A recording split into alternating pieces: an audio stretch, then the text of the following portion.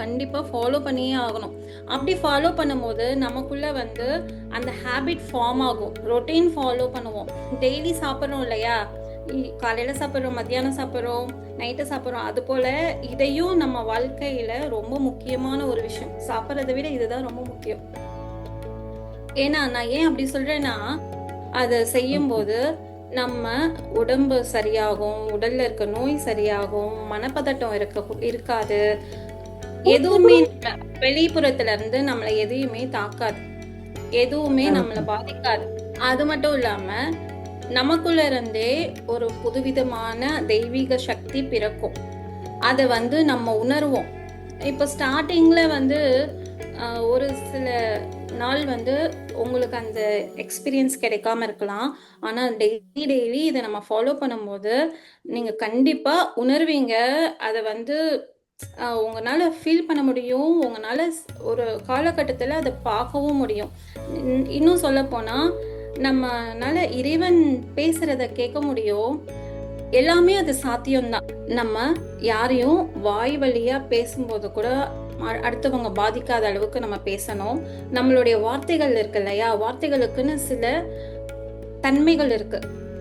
அதை வந்து நம்ம பாசிட்டிவா பேசுறோமா, நெகட்டிவா பேசுறோமா, அதுவும் பாசிட்டிவா பேசும்போது அந்த வார்த்தைக்கு அது ஏற்கனவே ஒரு பாசிட்டிவான ஒரு வார்த்தை தான்.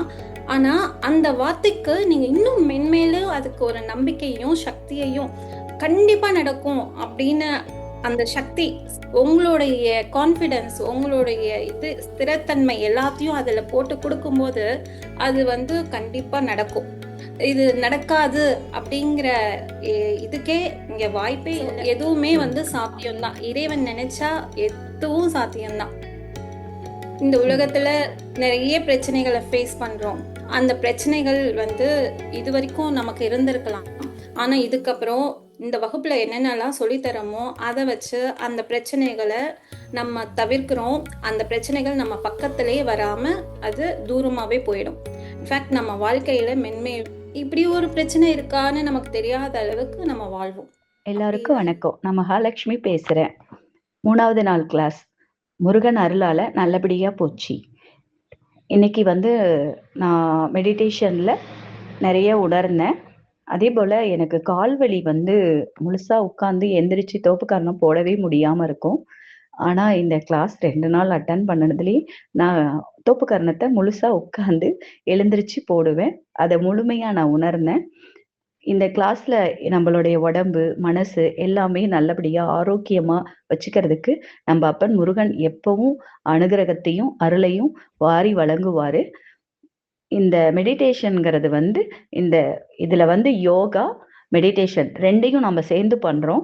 இந்த மாதிரி யோகா வந்து நம்ம முருகனோட அருளால அவரோட மந்திரத்துல உச்சரிச்சு ஒன்னொன்னையும் பண்ணும்போது இந்த மாதிரி யோகா எங்கேயுமே பண்ணியிருக்க முடியாது.